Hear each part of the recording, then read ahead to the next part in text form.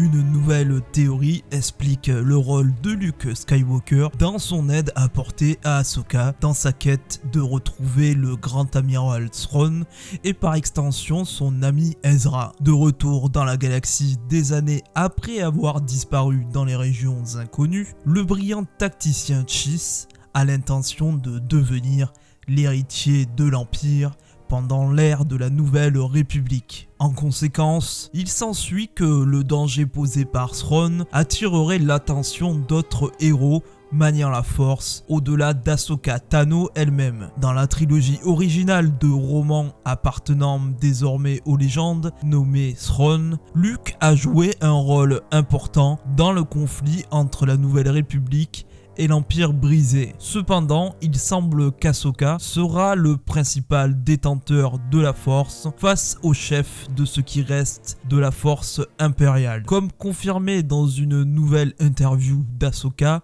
Rosario Dawson déclare: quand la série commence, Ahsoka est seule. Elle a croisé d'autres utilisateurs de la Force comme Grogu et Luke, mais Ahsoka est comme une louve solitaire, une vagabonde aux allures de Ronin engagée dans un seul objectif, traquer le méchant, le neutraliser et retrouver Ezra. Cela étant dit, ça ne signifie pas pour autant que Luke ne sera pas impliqué dans une certaine mesure dans la série Ahsoka. Après le retour du Jedi, dans les années qui ont précédé son exil sur Ahch-To, Luke a cherché à tout savoir sur le passé de l'ordre Jedi, voulant absorber autant de connaissances que possible pour commencer un tout nouvel ordre Jedi, à la recherche de divers textes et artefacts de Jedi sacrés. Les divers voyages de Luke peuvent être vus entre autres dans la campagne de Battlefront 2 que je vous conseille de faire si vous le pouvez, car personnellement j'ai vraiment adoré le solo de ce jeu.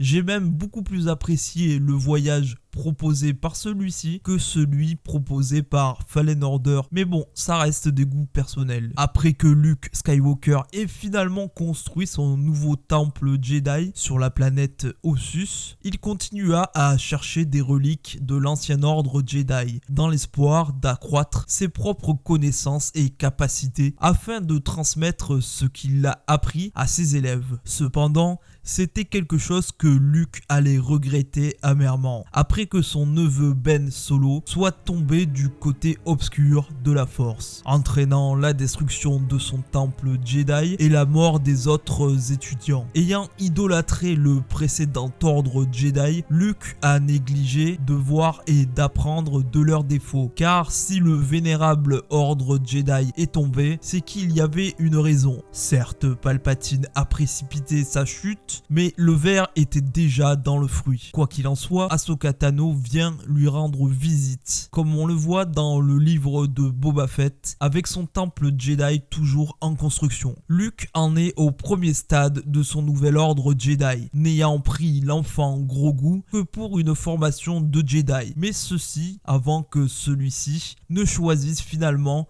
de repartir avec le Mandalorien Din Djarin. Cependant, il faut se demander pourquoi Ahsoka s'est arrêtée pour rendre visite à Luke sur Ossus, si elle est si engagée dans sa mission de localisation du grand amiral Thrawn et d'Ezra Bridger. Une théorie suggère qu'Ahsoka était allée chercher l'aide de Luke pour localiser Thrawn, tout en souhaitant également rencontrer le fils de son ancien maître, Anakin. Luke avait déjà voyagé et fait des découvertes à travers la galaxie au cours des quelques années écoulées depuis le retour du Jedi. Il va de soi qu'il aurait pu offrir des informations clés sur l'endroit où Ahsoka pourrait trouver Thrawn, ou peut-être sur tout artefact potentiel qu'elle pourrait utiliser dans sa quête. Les bandes annonces d'Ahsoka ont vu l'héroïne chercher ce qui semble être les ruines antiques d'un ancien avant-poste ou temple Jedi, laissant apparaître la figure du premier Jedi sur un mur. Cette même figure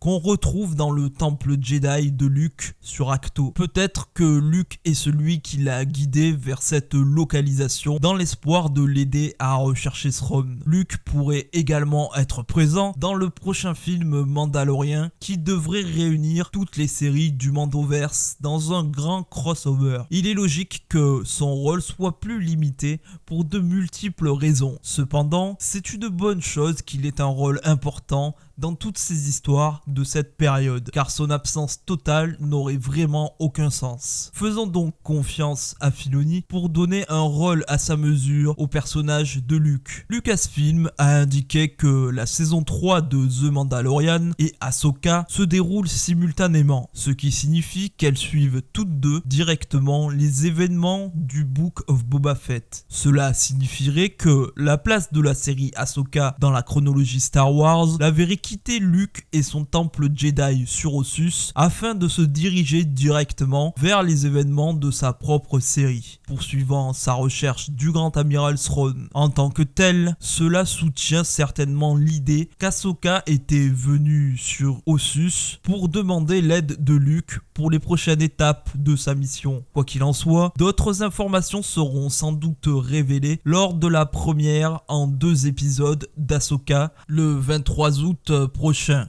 En attendant, n'hésitez pas à vous abonner, à mettre un petit pouce ou à commenter cette vidéo, du moins c'est vous qui voyez. Sur ce, chers amis Sith et Jedi, à la prochaine.